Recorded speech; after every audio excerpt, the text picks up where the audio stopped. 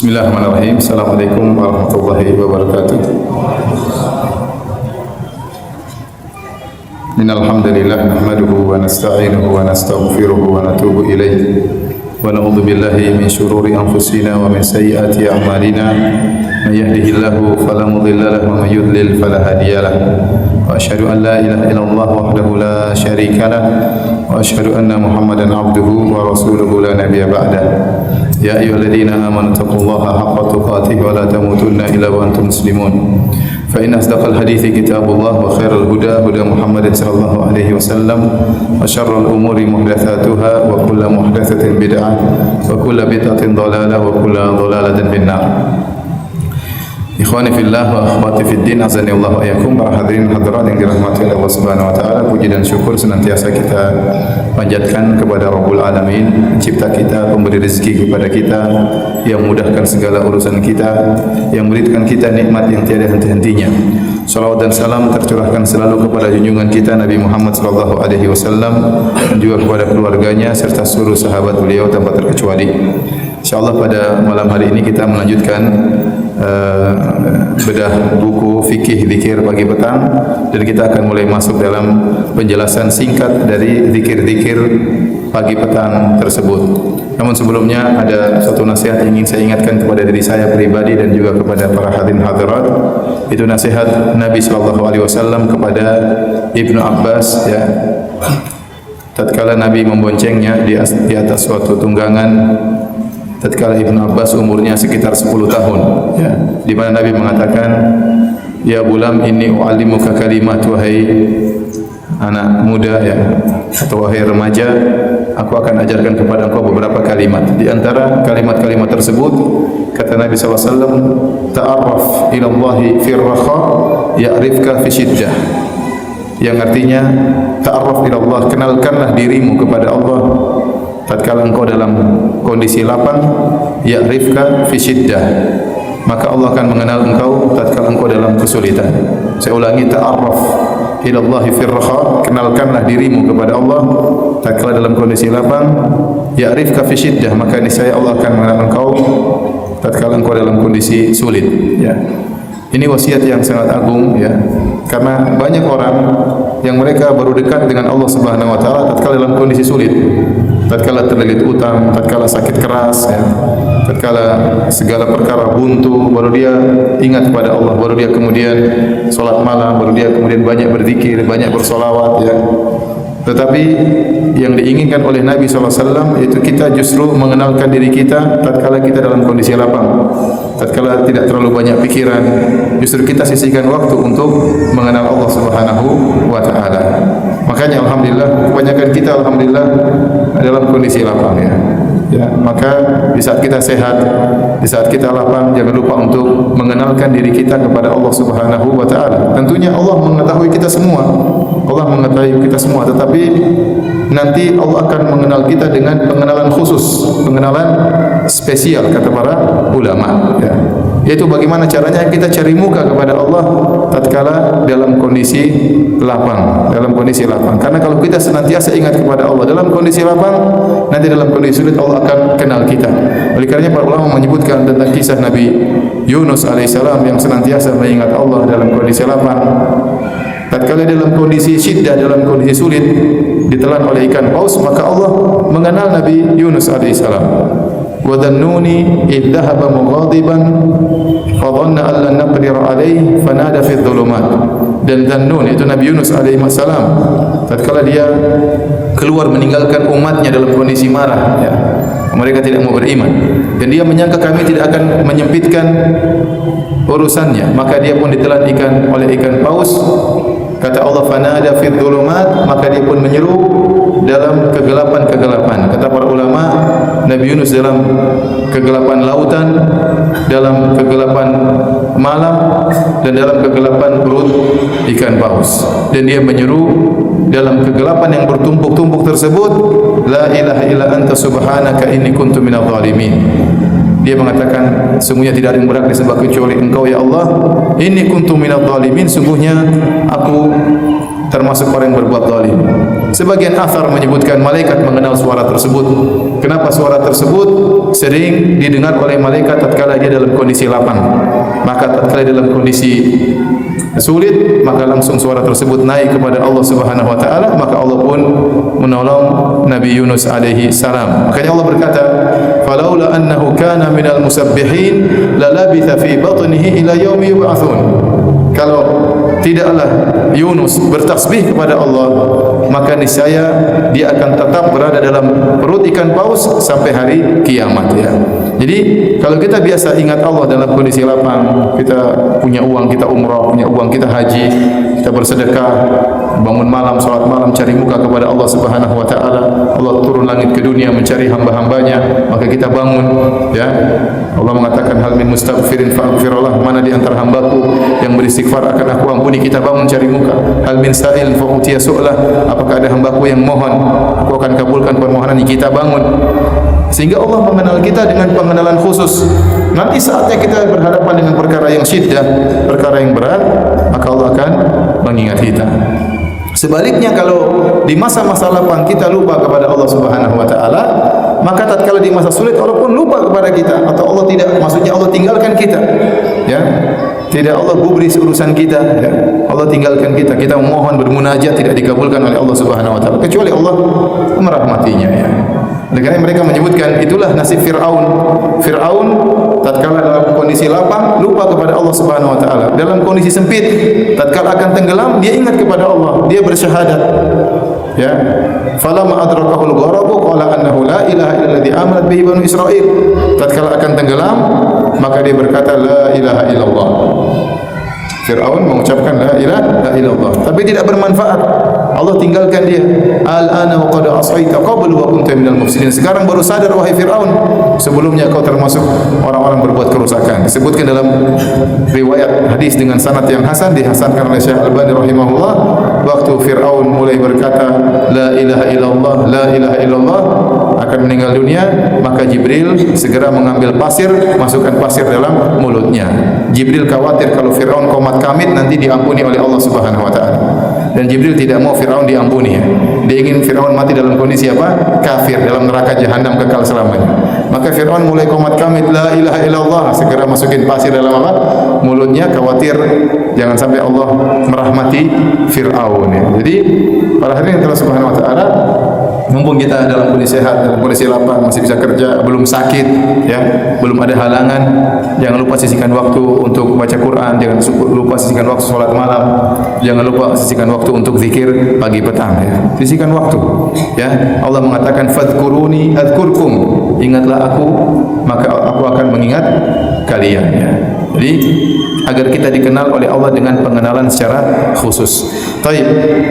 Hadirin dan hadirat yang dirahmati oleh Allah Subhanahu wa taala, kita akan mencoba menjelaskan kandungan zikir pagi petang secara singkat, sehingga tatkala kita berzikir dengan zikir pagi petang tersebut lebih khusyuk dan lebih menghayati, dan pahalanya insyaallah lebih besar, dan faedahnya lebih dirasakan.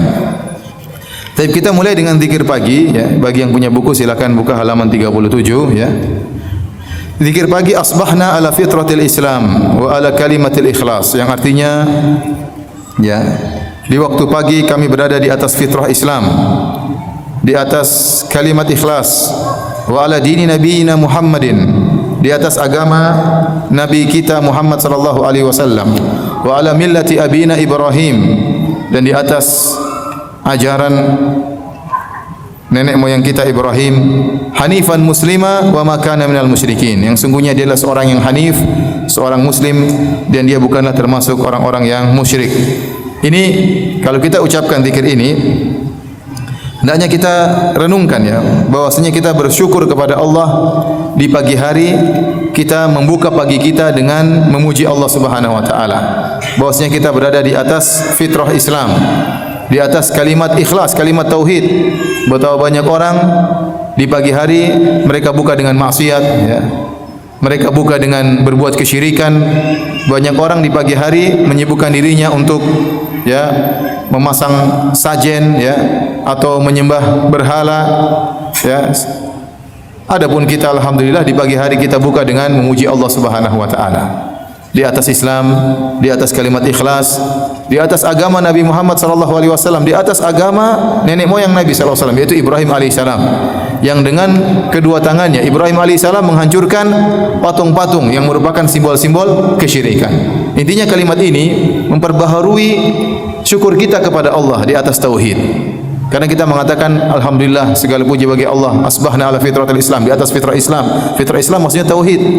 Ya, karena seluruh manusia kata Nabi sallallahu alaihi wasallam kullu mauludin yuladu alal fitrah. Setiap hamba dilahirkan di atas fitrah, di atas Islam.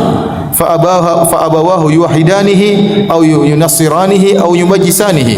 Namun kedua orang tuanya yang mempengaruhi sehingga sang anak bisa jadi Yahudi, seorang anak bisa menjadi Nasrani atau sang anak menjadi Majusi. Asalnya kalau seorang di atas fitrah, dia di atas apa? Islam, di atas tauhid, ya.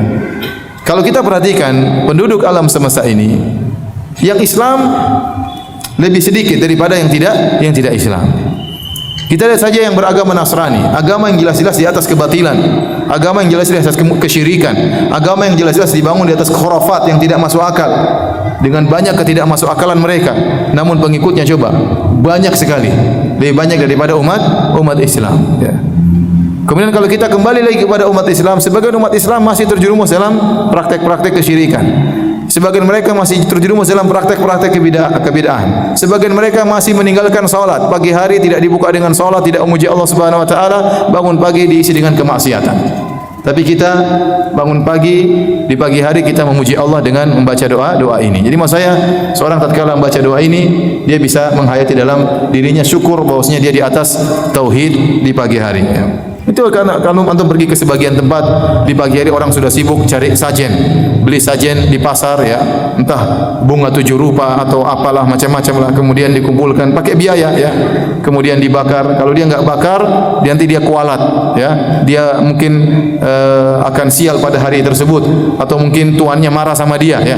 Sementara kita tidak perlu itu semua, kita memuji Allah Subhanahu wa taala. Baik, zikir yang kedua halaman 39. Raditu billahi rabba, aku ridha Allah sebagai Rabbku, wa bil islami dina, dan aku ridha Islam sebagai agamaku, wa bi Muhammadin sallallahu alaihi wasallam nabiyya, dan aku ridha Muhammad adalah nabiku. Ini kalimat, ya, raditu billahi rabba wa bil islami dina wa bi Muhammadin sallallahu alaihi wasallam nabiyya. Aku ridha Allah sebagai Rabbku, ya, Islam sebagai agamaku, Muhammad sebagai nabiku. Ridha dijelaskan oleh para ulama, ya. Ridha antum bisa lihat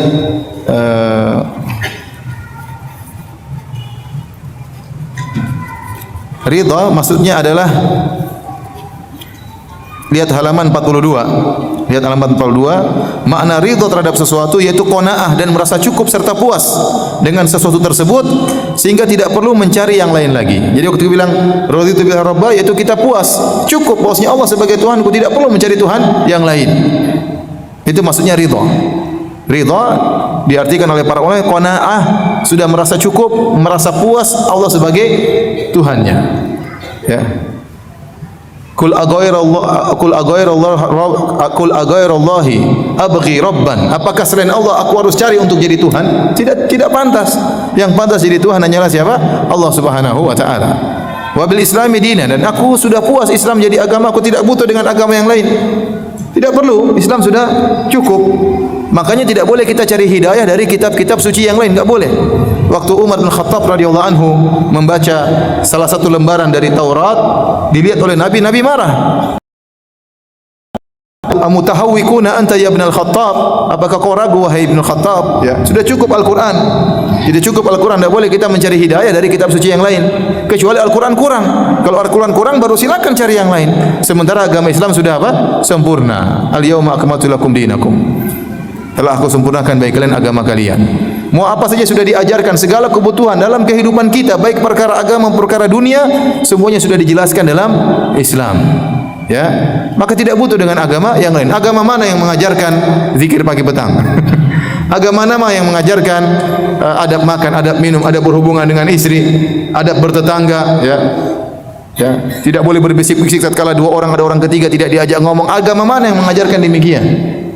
Antum baca buku-buku adab, agama mana yang detail seperti Islam? Tidak ada. maka Islam sudah sangat sempurna. Kita tidak butuh dengan agama yang lain. Adapun membaca Taurat dan Injil dalam rangka untuk membandingkan, dalam rangka untuk mengkritik, maka ini tidak jadi masalah. Tapi membaca kitab suci yang lain dalam rangka mencari hidayah, mencari petunjuk, maka hukumnya haram. Nabi melarang. Karena kita sudah ridha Islam menjadi agama kita, tidak butuh dengan agama yang lain. Wa bi Muhammadin nabiyya, dan kita juga ridha bahwasanya Muhammadlah nabi kita, tidak butuh dengan nabi yang lain. Seandainya para nabi hidup, yang lain hidup, mereka akan menjadi pengikut Nabi Muhammad sallallahu alaihi wasallam. Ngapain kita cari nabi yang lain? Apa kata Nabi sallallahu alaihi wasallam waktu melihat Umar baca Taurat? Nabi marah dan Nabi berkata, "Lau kana Musa hayyan ma wasi'ahu illa tibai." Seandainya Musa masih hidup, tidak boleh bagi dia kecuali jadi pengikutku. Kecuali menjadi pengikutku, maka tidak butuh dengan nabi yang lain.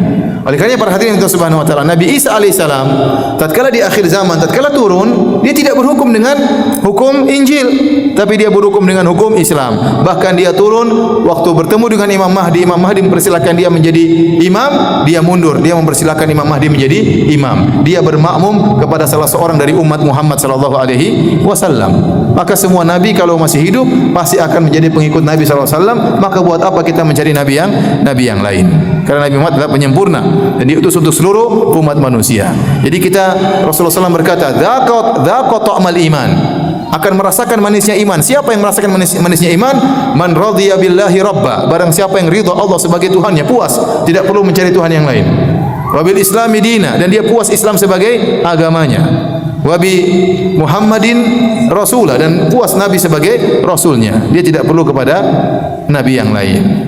Apa keutamaan kita baca zikir ini? Lihat halaman 40, ya, barang siapa yang mengucapkan zikir ini di pagi dan petang, kata Nabi sallallahu alaihi wasallam, illa haqqan 'ala Allahi an yurdiyahu yaumal qiyamah. Maka wajib bagi Allah untuk membuat dia puas pada hari kiamat kelak. Al jaza' min jinsil amal, balasan sesuai dengan amalan. Tatkala dia puas Allah sebagai Tuhannya, tatkala dia qanaah, tidak perlu mencari yang lain, Islam sebagai agamanya, tatkala dia ridha bahwasanya Nabi Muhammad sebagai nabinya, maka dia puas, maka Allah akan buat dia puas pada hari kiamat kelak, yaitu dengan memberi ganjaran yang besar baginya, ya. Ini kalimat ini semua orang bisa ucapkan, tapi beda bagi orang yang mengucapkannya dengan penghayatan dan bagi orang hanya mengucapkannya. Semuanya dapat pahala, tapi pahala berbeda-beda, ya. Ya. Kalau Ibnu Taimiyah berkata bisa jadi dua orang solat di saf yang pertama bergandengan, berdampingan, ya, solatnya sama, waktunya sama, berdampingan, tetapi pahala antara mereka berdua antara langit dan bumi. Maka kita katakan demikian juga masalah zikir. Zikir orang yang hanya sekedar berzikir dengan orang yang menghayati, pahalanya berbeda di sisi Allah Subhanahu wa taala. Dan Allah mengetahui isi hati kita. Allah mengetahui isi hati kita, ya. Wa huwa alimun bidzati sudur. Allah mengetahui isi hati dada-dada manusia. Ya'lamu kha'inatal a'yun wa ma tukhfis sudur. Allah mengetahui pengkhianatan lirikan mata, dan Allah mengetahui apa yang disembunyikan oleh dada manusia. Jadi Allah tahu tatkala kita berzikir sambil menghayati atau tidak, Allah tahu. Maka pahalanya pasti berbeda. Baik, kita lanjutkan zikir yang berikutnya. Zikir yang berikutnya, lihat halaman 43. Allahumma inni as'aluka ilman nafi'an wa rizqan thayyiban wa amalan mutaqabbala. Yang artinya, ya Allah, aku mohon kepada Engkau ilmu yang bermanfaat, rizki yang baik, dan amalan yang diterima. Aku mohon kepada Engkau ilmu yang bermanfaat, rizki yang baik, dan amal yang diterima. Zikir ini datang dalam sebagian riwayat, lihat halaman 44. Dalam hadis Ummu Salamah radhiyallahu anha, kana yaqulu idza shalla subhi hina yusallim. Nabi mengucapkannya setelah salat subuh tatkala dia salam. Jadi di antara zikir setelah salat subuh, zikir ini. Allahumma inni as'aluka ilman nafi'an wa rizqan thayyiban wa amalan mutaqabbala. Dalam sebagian riwayat umum, lihat halaman 43. Kana idza asbaha qal. Nabi kalau di pagi hari beliau berdoa, Allahumma inni as'aluka ilman nafi'an wa rizqan thayyiban wa amalan mutaqabbala. Jadi doa ini bisa dibaca tatkala setelah salam, bisa juga kalau pagi-pagi tidak apa-apa. Dua-duanya boleh. Karena datang dalam dua riwayat, ya. Bisa setelah salat subuh, bisa juga setelah salat subuh atau di pagi hari. Enggak jadi masalah. Sebagaimana kita jelaskan pada pertemuan lalu, kapan waktu zikir pagi. Zikir pagi dimulai sejak adzan subuh dan sampai terbit matahari. Kalau tidak sempat sampai terbit matahari, masih boleh dilanjutkan meskipun jam 7, jam 8 sampai sekitar 15 menit sebelum azan zuhur. Kalau yang tidak sempat baca setelah subuh, ya, setelah azan subuh. Tetapi semakin cepat dibaca semakin baik, karena semakin cepat dijaga oleh Allah Subhanahu wa taala. Taib, apa maksud zikir ini? Zikir ini, ya. Zikir ini lihat halaman 44. Kandungannya, zikir ini mengajarkan untuk bersandar kepada Allah dalam menghadapi kegiatan harian. Karena seorang muslim tujuannya dalam kehidupan dunia adalah untuk beramal soleh, dan dia tidak bisa beramal soleh dengan baik kecuali dengan mencari rezeki, ya. Ya, kalau mau pengajian juga perut lapar kan susah juga, ya. Jadi harus cari apa? Rezeki, ya. Mau umroh nggak ada duit, kapan mau umroh? Cuma ngiler terus lihat iklan umroh, ya. Tapi nggak bisa umroh. Mau hajian juga butuh duit, mau kawin juga butuh duit, ya. Dia mau beramal soleh butuh biaya, ya, untuk menjalani kehidupan dia. Dan kalau dia butuh biaya, maka dia harus punya ilmu yang benar agar bisa membedakan mana rizki yang baik dan mana rizki yang haram. Makanya doa tersebut dibuka dengan ilmu dulu. Allahumma inni as'aluka ilman nafi'an. Ya Allah, aku mohon kepada Engkau ilmu yang bermanfaat. Wa rizqan thayyiban, karena ilmu yang bermanfaat ini bisa aku bedakan mana rezeki yang baik dan mana rezeki yang haram. Kemudian wa amalan mutaqabbalan, dengan berbekal rezeki tersebut aku bisa menguatkan tubuhku untuk beribadah kepada Engkau ya Allah, maka terimalah amalanku. Ini kaitannya, ilmu yang bermanfaat berkaitan dengan rezeki yang halal, berkaitan dengan amal soleh yang diterima. Kalau tidak punya ilmu, kita juga terkadang terjerumus dalam bid'ah, dalam amalan-amalan yang tidak diperintahkan oleh Nabi sallallahu alaihi wasallam. Makanya kenapa para ulama mengatakan dimulai dengan ilmu yang bermanfaat, kan itu kunci. Allahumma inni as'aluka ilman nafi'an. Ya Allah, aku mohon kepada Engkau ilmu bermanfaat. Wa rizqan thayyiban, rezeki yang halal, wa amalan mutaqabbala, dan amal yang bermanfaat, ya, dan amalan yang diterima oleh Allah Subhanahu wa taala. Ya, kita ucapkan zikir tersebut jangan sambil lalu, ya. Nanti sebagian orang sudah saking hafalnya, antum sekarang mungkin pertama-tama baru mulai menghafal agak lambat baca apa zikir pagi petang. Lama-lama antum semakin lincah baca zikir pagi petang. Lama-lama hafal, lama-lama sambil baca WhatsApp bisa zikir pagi petang. Sebagaimana orang kalau sholat saking hafalnya Al-Fatihah, dia bisa baca Al-Fatihah pikirannya kemana-mana, dia canggih saking hebatnya, ya.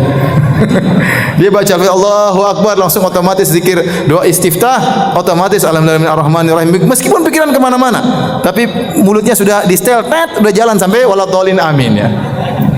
Kenapa? Saking hafalnya. Zikir pagi petang juga demikian. Kalau kita sudah semakin hafal, kita keluar dengan mengalir.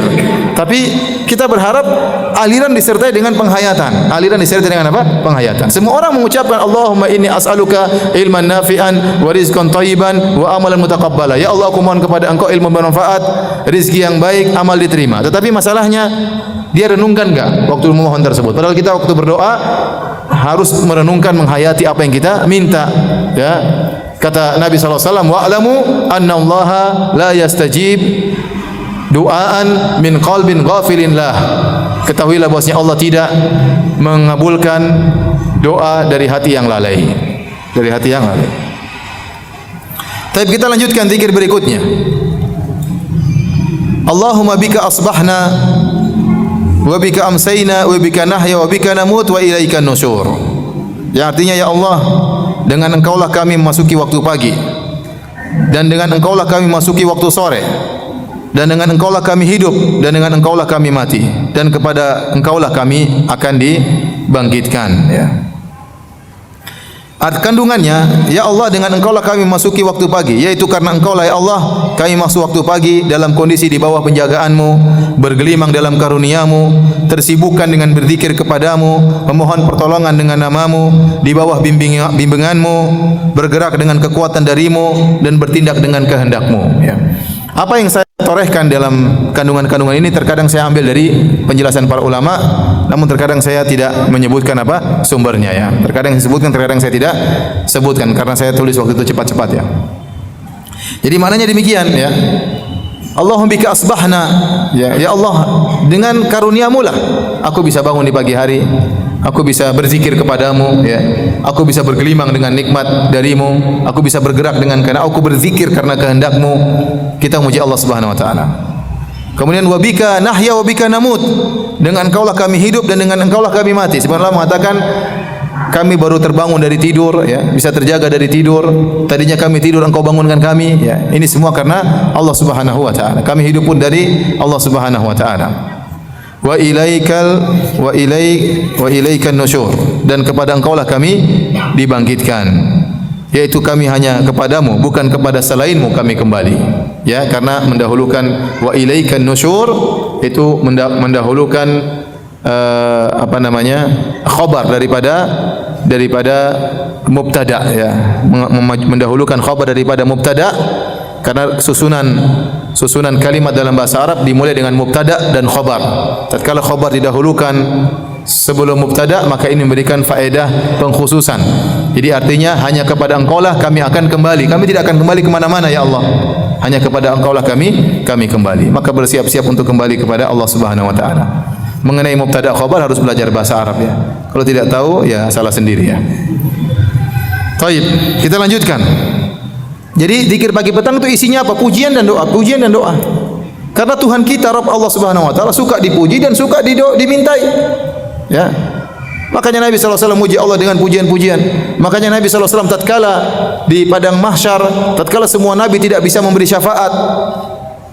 Semua nabi menolak. Nabi Adam menolak untuk beri syafaat, Nabi Nuh menolak untuk beri syafaat, Nabi Ibrahim menolak untuk beri syafaat, Nabi Musa menolak untuk beri syafaat, Nabi Isa menolak untuk beri syafaat. Padahal semua nabi-nabi hebat.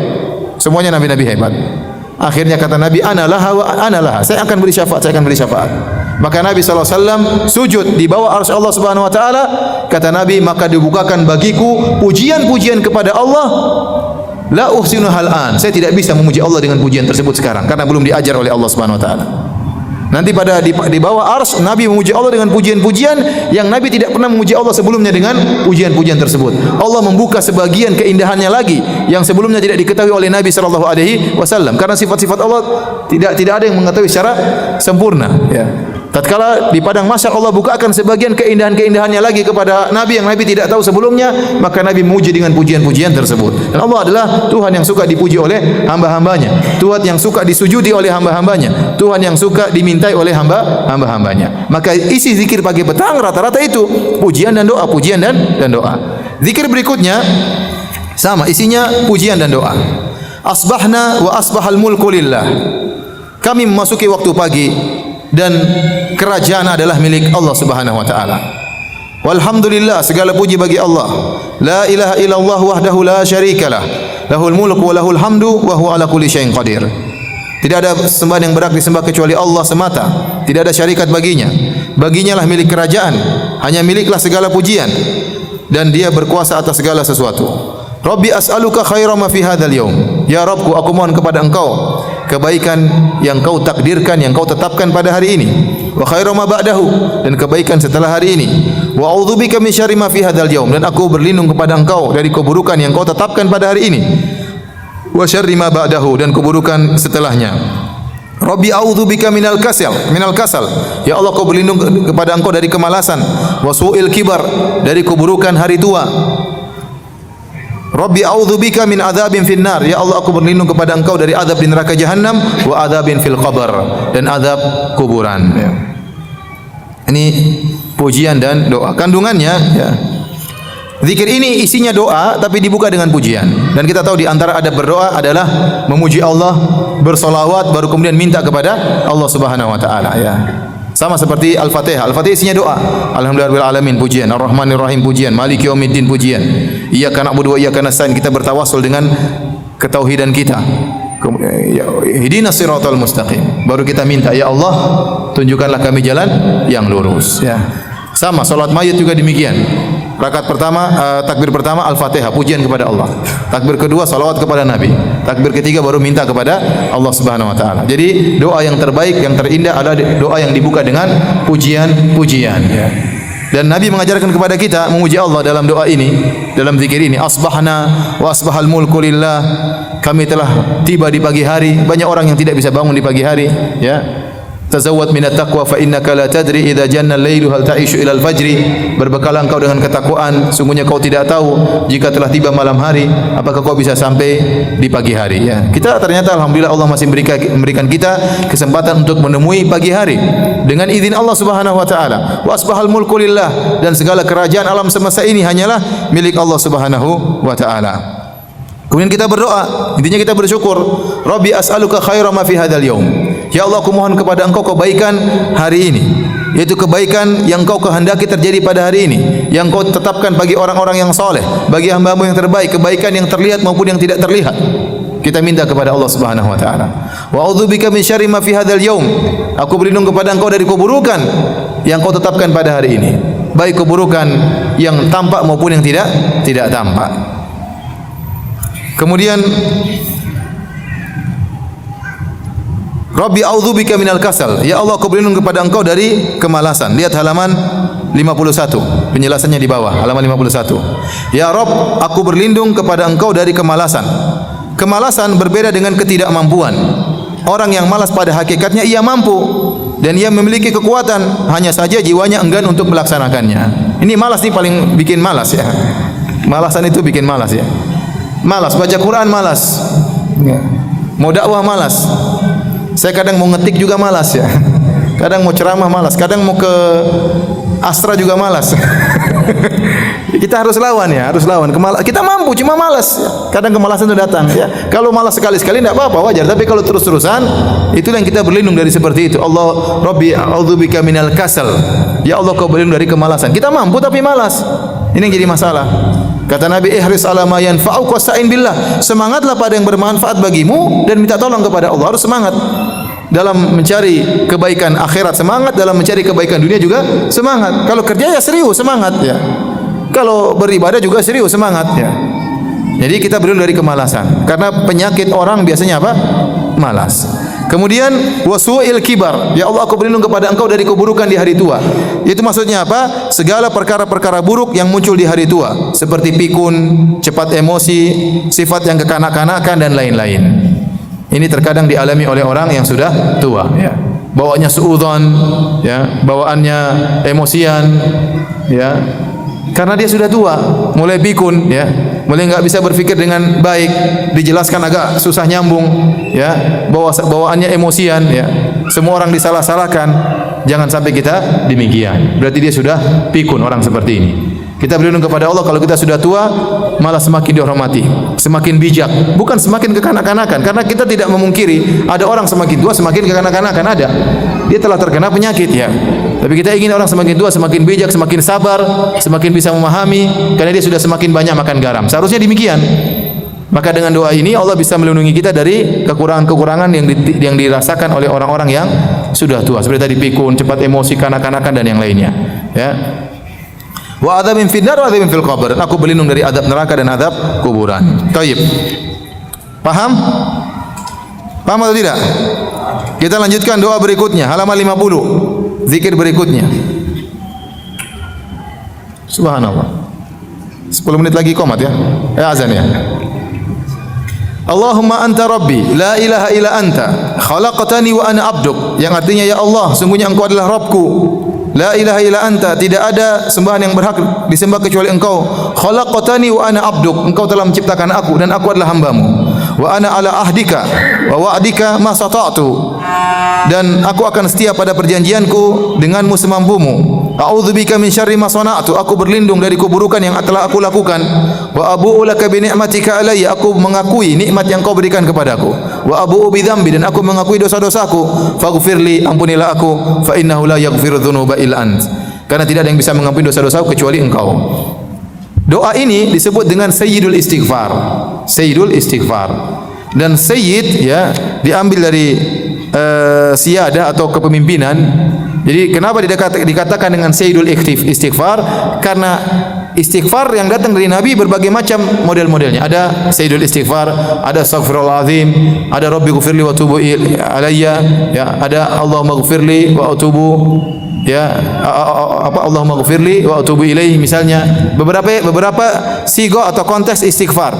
Dan istighfar yang terbaik adalah ini. Makanya disebut dengan sayyidul istighfar. Dia mengungguli cara istighfar yang lain. Kenapa dia dikatakan sayyidul istighfar, mengungguli sigoh-sigoh atau konteks-konteks lafal-lafal istighfar yang lain? Karena dia menggabungkan antara pengakuan keagungan Allah Subhanahu wa taala dan kerendahan seorang hamba. Jadi hamba dalam doa tersebut mengakui keagungan Allah, dia seorang hamba, dia ciptaan Allah Subhanahu wa taala, dia mengakui nikmat Allah Subhanahu wa taala, kemudian dia mengakui kekurangannya, kerendahan dia. Bahwasanya dia adalah ciptaan Allah, dia rendah, dia hina. Dan dia melakukan dosa yang tidak bisa dia tinggalkan, dan dia mengakui tidak ada yang bisa mengampuni dia kecuali Allah Subhanahu wa taala. Jadi menggabungkan antara keagungan Allah dan kehinaan hamba. Maka jadilah dia disebut dengan apa? Sayyidul istighfar. Lafal istighfar yang terbaik. Baik. Adapun keutamaannya, ya. Barang siapa yang baca zikir ini di siang hari dalam kondisi yakin lalu meninggal sebelum sore hari, maka dia masuk surga. Subhanallah. Barang siapa yang mengucapkan zikir ini dengan penuh keyakinan dan dia meninggal sebelum waktu masa, sebelum waktu sore, maka dia masuk surga. Maka seorang tatkala membaca zikir ini syaratnya ada dengan yakin. Dan tidak mungkin kita bisa menjalankan syarat itu kecuali kita menghayati. Kecuali kita menghayati apa yang kita baca. Ini semakin menguatkan bahwasanya penghayatan terhadap zikir yang kita ucapkan itu sangat penting. Karena barang siapa yang mengucapkannya dalam kondisi yakin, kalau dia meninggal dia akan masuk surga. Taib. Kita bacakan sebagian kandungan dari zikir ini.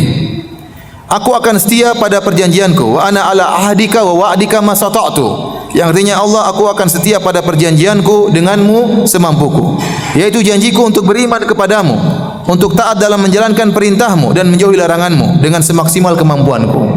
Jadi waktu kita baca doa ini kita berikrar, ya Allah, aku berjanji untuk semaksimal mungkin. Namun sebagaimana engkau tahu ya Allah, aku sering gagal ya. Sering apa? Gagal. Kita sudah berusaha tapi terkadang kita dikalahkan oleh syahwat. Terkadang kita jadi tawanan syahwat kita sendiri. Terkadang kita ditawan oleh harta kita, ya. Akhirnya kita nurut sama harta, kita meninggalkan sebagian yang Allah perintahkan. Karena nurut kepada harta, akhirnya kita melakukan hal-hal yang diharamkan oleh Allah Subhanahu wa taala. Terkadang kita ditawan oleh istri. Akhirnya gara-gara istri kita melakukan yang haram, akhirnya kita pelit dan yang lainnya, ya. Kita berusaha untuk menjalankan janji kita kepada Allah, namun kita akui kita tidak bisa selamanya demikian. A'udzu bika min syarri ma sana'tu. Ya Allah, aku berlindung kepadamu dari kejelekan yang aku perbuat. Ya, artinya apa? Yaitu lihat halaman 53 ya. Halaman 53. Yaitu aku berlindung dari akibat maksiat yang aku lakukan. Karena aku mengetahui bahwasanya maksiat pasti mendatangkan akibat buruk di dunia maupun di akhirat.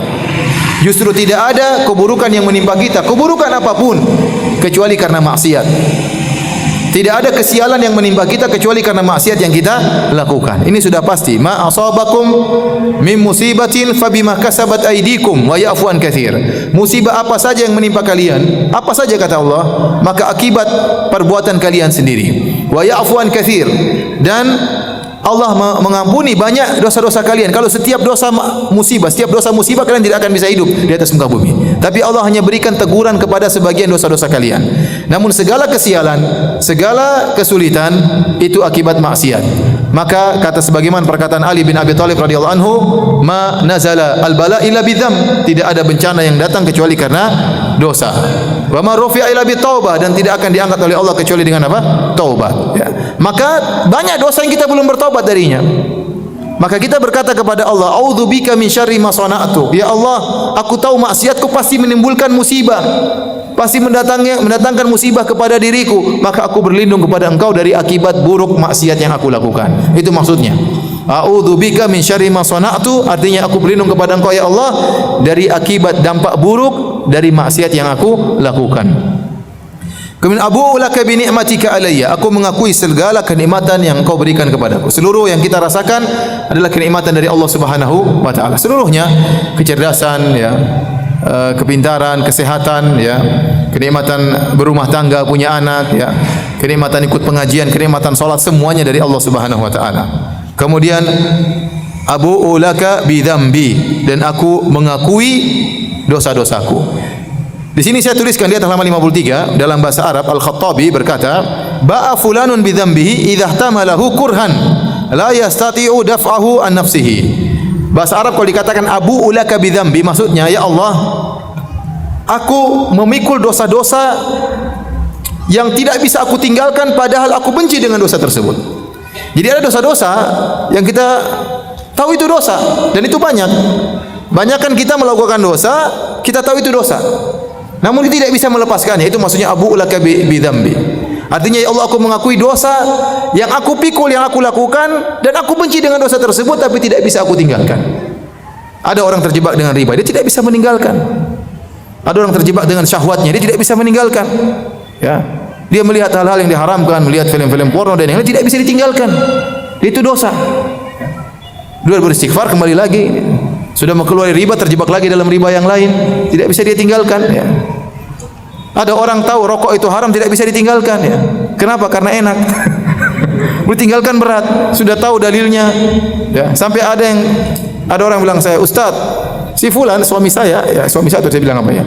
Dia tahu tentang rokok haram, dia hafal ceramah Ustaz tentang rokok haram, tapi dia belum bisa meninggalkan apa? Rokok. Dia tahu tapi tidak bisa. Jadi dosa-dosa yang kita lakukan, kita benci dengan dosa tersebut tapi tidak bisa kita tinggalkan. Itulah makna abu'u bi dzambi. Aku mengakui dosaku yang aku pikul, aku benci namun tidak bisa aku tinggalkan. Kemudian faghfirli fa innahu la yaghfiru dzunuba illa ant. Ya Allah, ampunilah aku, ya, karena tidak ada yang bisa mengampuni kecuali Engkau ya Allah. Siapa yang bisa mengampuni kita? Ya, presiden tidak bisa mengampuni kita. Kalau di akhirat siapa yang mengampuni kita? Mau presiden, mau ustaz, mau kiai, enggak ada yang bisa mengampuni kita. Yang bisa mengampuni kita cuma siapa? Allah Subhanahu wa taala. Maka inilah lafal istighfar yang terindah, maka disebut dengan sayyidul istighfar, yaitu pimpinan lafal-lafal istighfar.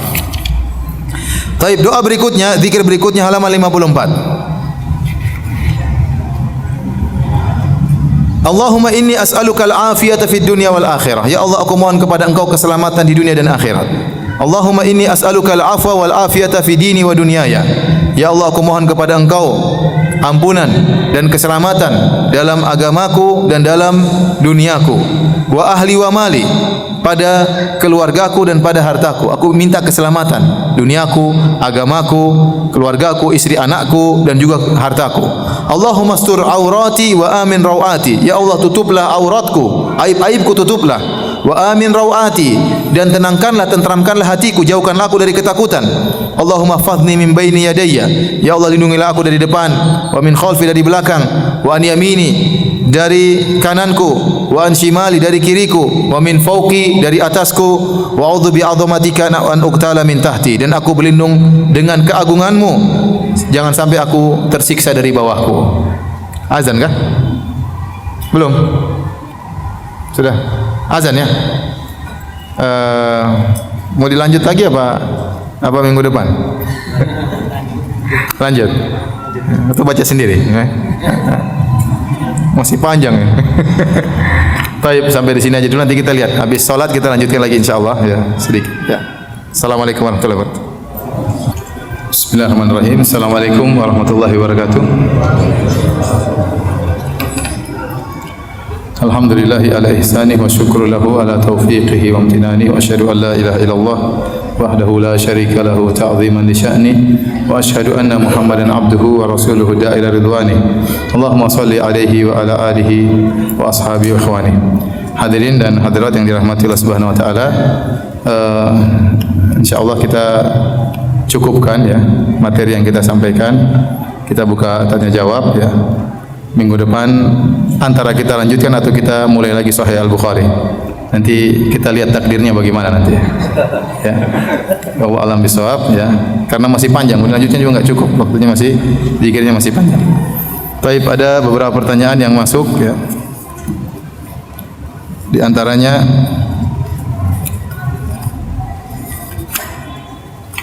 Ustaz, boleh enggak mengangkat tangan ketika zikir pagi petang? Tidak diriwayatkan Nabi SAW mengangkat tangan tatkala zikir pagi petang. Meskipun kita tahu dalam zikir pagi petang itu dua model, berisi pujian dan juga doa.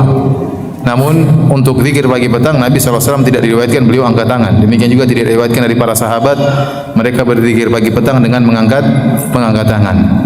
Oleh karenanya meskipun datang dalam lafal-lafal doa, sebagiannya dalam lafal-lafal doa tapi tidak mengangkat tangan. Sebagaimana Nabi SAW kalau doa masuk WC juga isinya doa, Allahumma inni a'udzubika minal khubuthi wal khaba'ith. Ya Allah, aku berlindung kepada Engkau dari jin, setan perempuan, setan laki-laki. Namun Nabi tidak mengangkat tangan. Demikian juga tatkala keluar WC, Rasulullah SAW mengatakan ghufranak, artinya ya Allah ampuni aku, dan itu permohonan doa. Dan tidak diriwayatkan Nabi juga angkat tangan ya. Sama, Nabi kalau keluar rumah juga tidak diriwayatkan beliau angkat tangan. Padahal di antara zikir keluar rumah adalah doa. Ya, bismillahirrahmanirrahim. Allahi la haula wala quwwata illa billah. Kemudian Allahumma inni a'udzubika an adil au udall au azil au uzal au azlim au uzlam au ajhal au yujhalu alayya. Yang artinya Allah, aku berlindung kepada Engkau jangan sampai aku menyesatkan, jangan sampai aku tersesatkan, ya. Jangan sampai aku mendolimi, jangan sampai aku didolimi dan seterusnya. Jadi isinya permohonan, namun tidak diriwayatkan Nabi mengangkat tangan. Meskipun hukum asalnya kalau kita memohon kepada Allah, hukum asalnya angkat tangan, karena di antara adab doa adalah mengangkat tangan. Tapi pada zikir-zikir yang Nabi tidak angkat tangan, maka kita tidak usah angkat tangan. Kemudian perlu saya ingatkan juga, zikir pagi petang yang kita baca tidak harus berurutan seperti yang saya tuliskan. Dibaca mana saja enggak jadi masalah, tanpa harus berurutan, yang penting dibaca. Kalau tidak sempat baca semuanya, ya baca sebagiannya. Dan boleh juga dicicil, mungkin sekarang sebelum maghrib baca sebagian, kemudian qadarullah ada tamu harus ngobrol dan macam-macamnya. Kalau tamu udah pergi, pada maghrib bisa dilanjutkan yang belum dibaca ya. Karena waktu zikir petang sampai isya ya, sampai isya.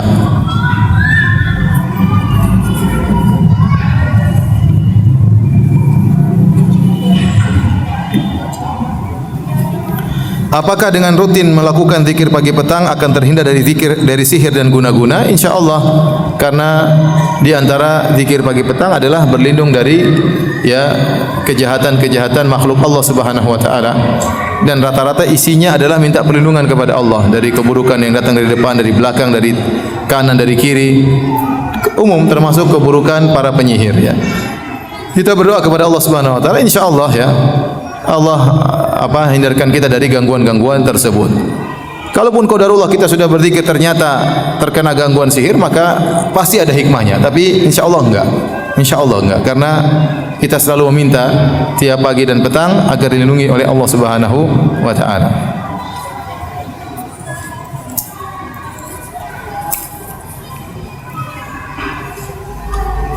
Ustaz, ketika kita berzikir pagi petang yang di dalamnya ada doa-doa, apa kita harus mengucapkan amin? Tidak usah mengucapkan apa? Amin ya, karena tidak dicontohkan oleh Nabi sallallahu alaihi wasallam ya. Jadi kita baca saja doa-doa tersebut, tidak perlu mengucapkan amin. Bolehkah berzikir sambil jalan? Boleh. Alladzina yadhkuruna Allaha qiyaman wa qu'udan wa 'ala junubihim. Boleh berzikir pagi petang sambil berjalan, sambil duduk, sambil berbaring, boleh ya. Ya. Sambil ngopi juga boleh zikir. Jadi bebas, yang penting kita berzikir sambil menghayati ya. Yang penting berzikir sambil menghayati. Dan mudah, makanya zikir itu ibadah yang mudah, pahalanya besar, namun banyak orang tidak melakukannya. Karena bisa dilakukan, kita naik motor bisa berzikir, kita naik mobil bisa berzikir, ya. Apalagi disetirin orang kita lebih bisa lagi berzikir ya. Berdiri, duduk, berbaring semuanya bisa berzikir. Ustaz, mana yang lebih afdal atau baik ucapan istighfar di saat waktu senggang? Astagfirullah, astagfirullahaladzim, astagfirullah tubu ilaih ya. Semuanya boleh insyaallah ya. Semuanya boleh, yang penting apa? Penghayatan ya. Maknanya berbeda. Astagfirullahaladzim artinya ya Allah, aku mohon ampunan kepada Engkau yang Maha Agung. Astagfirullah tubu ilaih, ya Allah, aku mohon kepada ampunan kepada Engkau dan aku bertobat kepadamu. Nanti dalam buku ini ada masalah istighfar. Mudah-mudahan kalau ditakdirkan oleh Allah minggu depan kita jelaskan. Kalau enggak kita bahas Sahih Bukhari ya, tergantung nanti lihat kondisi. Ustaz, apa hukumnya jika sudah tahu ilmunya tapi tidak mengamalkannya karena susah untuk meninggalkannya, yaitu riba? Ya, hukumnya dosa. Sudah tahu masih melakukan, dan banyak kita seperti itu. Sebagian kita sudah tahu tetap aja kita lakukan. Sudah tahu dicatat oleh malaikat, kita cuek-cuek aja. Ya, kadang iman kita lemah, maka kita beristighfar kepada Allah Subhanahu wa taala. Ustaz, ana ingin bertanya perihal akikah. Bolehkah akikah diganti dengan seekor sapi? Jika boleh, bagaimana perhitungannya? Ya, seingat saya hukum akikah sama dengan hukum kurban. Hanya saja akikah tidak menerima persyarikatan. Jadi dia boleh kambing, dia boleh sapi, dia boleh apa? Onta. Namun yang afdal untuk akikah adalah kambing, ya. Ya, yang afdal adalah kambing karena dalam hadis disebutkan apa? Kambing, ya. Lebih afdal adalah kambing. Apa?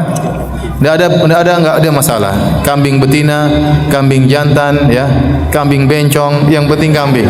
Yang penting kambing, enggak ada masalah. Yang penting kambing. Cuma kata orang lebih baik kambing apa? Kambing jantan karena mungkin lebih gemuk, ya itu berarti dilihat dari sisi dagingnya. Tapi mengenai kambingnya bebas, ya. Kambing boleh. Ustaz, bisakah kita berzikir membaca huruf Latinnya karena tidak bisa baca tulisan Arabnya? Tidak mengapa, tapi harus sisihkan waktu belajar membaca Arab, ya. Insyaallah tidak terlambat. Insyaallah tidak terlambat. Meskipun umur sudah 50, 60 masih bisa, yang penting mau. Yang penting mau, ya. Belajar agar kita meninggal bisa baca Al-Qur'an, ya. Tapi kalau tidak bisa, tidak mengapa, mulai dengan baca Latinnya terlebih dahulu. Ustaz, apakah boleh buku zikir pagi petang dibagikan untuk souvenir pernikahan? Boleh, ya. Ini hadiah kan, kalau kita pernikahan kita kasih hadiah apa saja. Mau hadiah makanan, mau hadiah buku, kita berikan hadiah kepada para hadirin. Boleh, ya. Sebagian orang membeli buku dibagi-bagikan tatkala pernikahan. Tidak jadi masalah. Ini bagus ini, cuma saya tidak tahu jawabannya. Apakah ada doa untuk berlindung keburukan di hari muda, ya? Khusus, ya Allah, aku berlindung dari keburukan masa mudaku. Kamu sudah tua, udah lewat.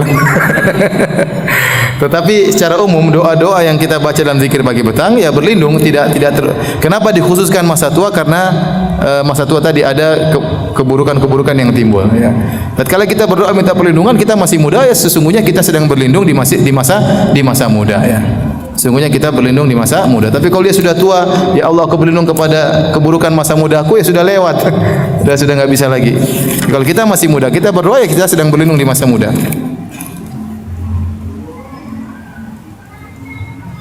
Ustaz, bagaimana hukum akikah dengan memberikan uang sesuai harga kambing kepada yayasan anak yatim? Enggak, jadi ada ibadah yang ditujukan adalah sedekahnya, ada ibadah yang dimaksudkan adalah sembelihannya. Ya, contoh ibadah kurban pada waktu Idul Adha yang dimaksudkan adalah sembelihannya.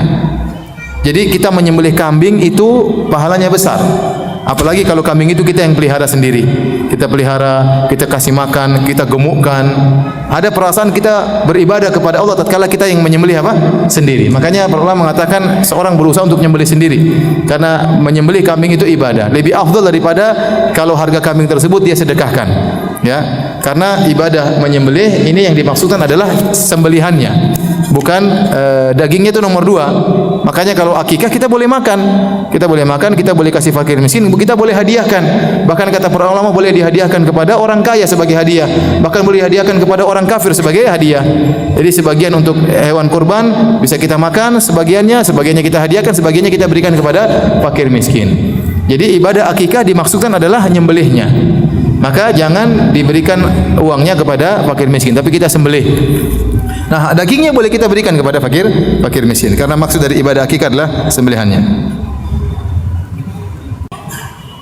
Apakah zikir pagi petang boleh diulang-ulang dalam satu hari? Jawabannya tidak perlu, sekali saja sudah cukup. Zikir pagi ada aturannya, zikir petang ada aturannya. Namun barang siapa ingin masih berzikir, ternyata zikir pagi petang cuma butuh waktu 15 menit atau 20 menit, ya, sudah selesai. Semuanya sudah dia baca. Kalau dia masih ingin zikir, maka zikir mutlak, bukan lagi zikir pagi petang. Zikir apa? Mutlak. Dan yang terbaik adalah baca Quran. Baca Quran atau salawat kepada Nabi atau la ilaha illallah, subhanallah, walhamdulillah, wa la ilaha illallahu akbar, bebas. Tapi tidak disebut lagi dengan zikir pagi dan zikir apa? Petang. Tapi dia bebas zikir mutlak. Kalau zikir petangnya sudah selesai, zikir paginya sudah selesai, dia boleh berzikir dengan zikir yang lain, bebas.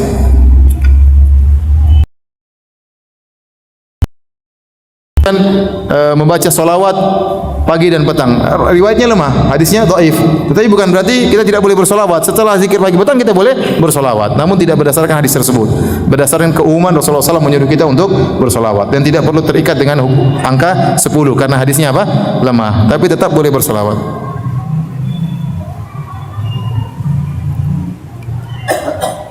Apakah setelah membaca Al-Fatihah dalam salat diisyaratkan berdoa dengan melafalkan ayat-ayat yang sesuai dengan problematika? Saya tidak tahu dalilnya. Saya tidak tahu dalilnya seperti itu ya. Salat saja selesai, kalau berdoa tatkala sujud bisa apa? Berdoa. Tatkala sebelum salam juga boleh apa? Berdoa. Dan lebih afdal berdoa kita sebelum salam karena kita masih dalam salat. Kita masih connect langsung dengan Allah Subhanahu wa taala. Maka berusaha kalau kita punya problematika, kita berdoa tatkala apa? Sujud atau tatkala sebelum salam. Seandainya kita setelah salam ingin berdoa boleh, setelah zikir selesai ulama membolehkan kita berdoa. Fatwa Syekh Abdul Aziz Al-Syekh Mufti boleh, Mufti Mamlakah Arabiyah, Mufti Arab Saudi, boleh kita berdoa setelah salat fardu, setelah salat sunnah, tapi tidak dijadikan sebagai kebiasaan bahwasanya itu afdal, tidak, tapi boleh kita berdoa.